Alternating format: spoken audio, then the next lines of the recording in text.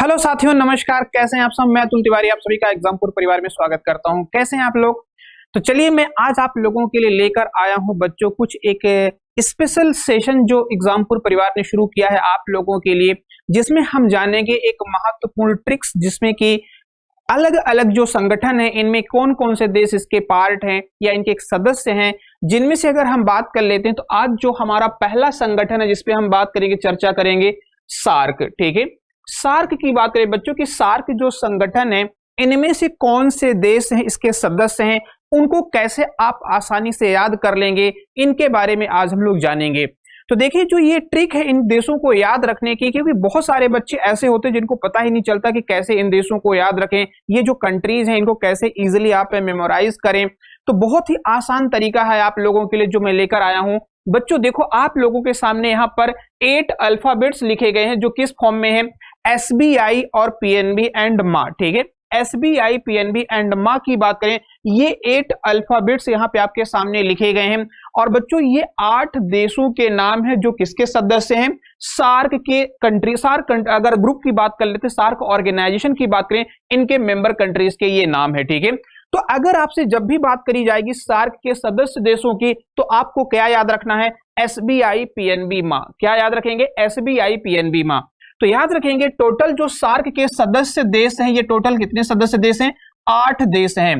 देखो भाई, ये कौन कौन से कंट्रीज हैं। ठीक है, जो ये 8 कंट्रीज हैं बच्चों, ये कौन सी हैं? तो देखो, सबसे पहले अगर हम बात कर लेते हैं एस से, बच्चों यहां पर हमारा क्या हो जाएगा, श्रीलंका की बात कर लेते हैं। ठीक है, एस से आपका यहां पर क्या हो जाएगा, श्रीलंका। बी से बच्चों यहां पर आपका हो जाएगा बांग्लादेश। ठीक है, कौन सा यहां पे कंट्री हो जाएगी, बांग्लादेश की बात कर लेते हैं। आई से बच्चों अपना प्यारा भारत हो जाएगा, इंडिया यानी कि भारत की बात कर लेते हैं। तो ये एसबीआई हमारा कंप्लीट हो गया। अब देखिए, बढ़ते हैं पीएनबी की तरफ। ठीक है, तो पीएनबी की बात करें बच्चों, यहां पे हमारा एक बैंक भी है, नेशनलाइज बैंक भी है, जिसे हम पंजाब नेशनल बैंक के नाम से जानते हैं।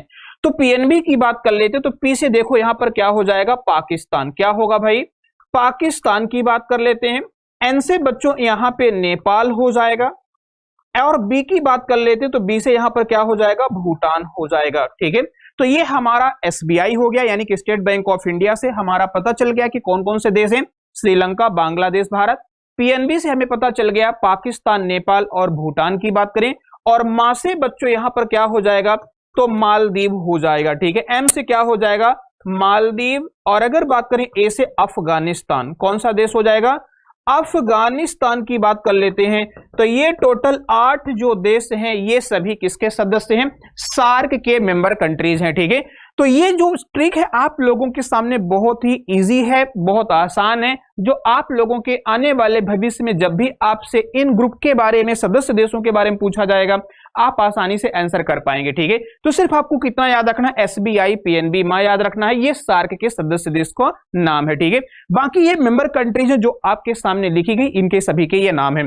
देखो, सार्क के बारे में थोड़ा सा और चर्चा कर लेते हैं एक पॉइंट पे, कि बच्चों सार्क बना कब था। तो याद रखना, सार्क की स्थापना की गई थी बच्चों, याद रखिएगा 8 दिसंबर 1985 में। कब की गई थी, 8 दिसंबर 1985 की बात करें तो बच्चों सार्क की स्थापना की गई थी। ठीक है, और देखिए यहीं पे क्वेश्चन ये भी पूछा जाता है कि इसका मुख्यालय कहां पर है।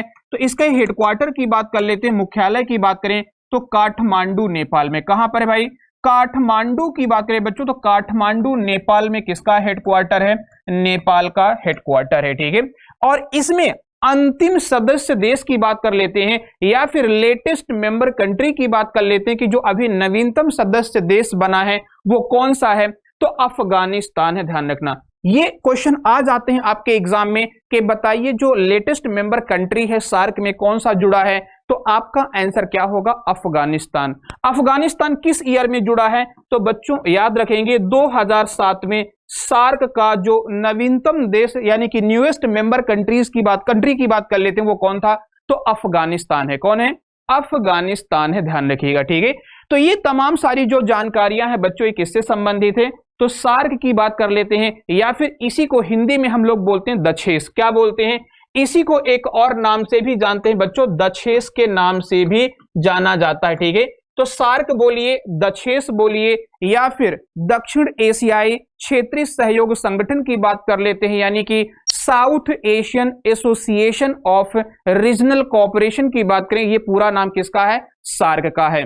तो उम्मीद करता हूं कि जो आज का ये वीडियो है, जो ये एक शॉर्ट ट्रिक थी, जो आप लोगों को समझ में आई होगी, आपको पसंद भी आई होगी। ठीक है, तो अगर ऐसी ही ट्रिक्स आप चाहते हैं और हम आप लोगों के लिए ऐसी तमाम सारे और भी वीडियोस आगे लेकर के आएंगे, तो ये जो वीडियो है अपने दोस्तों के साथ इसको शेयर करिए, इसमें लाइक करिएगा और कमेंट करके बताइएगा कि ये ट्रिक कैसी लगी। ठीक है, ये जानकारी आपके लिए कैसी लगी। आने वाले समय पे हर दिन हम लोग आप लोगों के लिए ऐसे कुछ और तथ्य, जो रोचक तथ्य होंगे, वो लेकर के आएंगे, और जिससे कि आपके एग्जाम के लिए आपको पढ़ना और समझना आसान हो जाएगा। ठीक है, और देखिए, जो आप एमपी की एग्जाम की तैयारी जो बच्चे कर रहे हैं, तो बच्चों याद रखना, हमारा एक चैनल है एमपी एग्जाम्स बाय एग्जामपुर। ठीक है, तो एग्जामपुर परिवार बच्चों यहाँ पे तमाम एमपी के एग्जाम की प्रिपरेशन करवा रहा है, तो आप MP exams by Exampur channel पे जुड़ना बिल्कुल मत भूलिएगा। वहां पर जाइए, विजिट करिए, चैनल को सब्सक्राइब कर लीजिए और अपने दोस्तों को भी बता दीजिए। ठीक है, थैंक यू सो मच।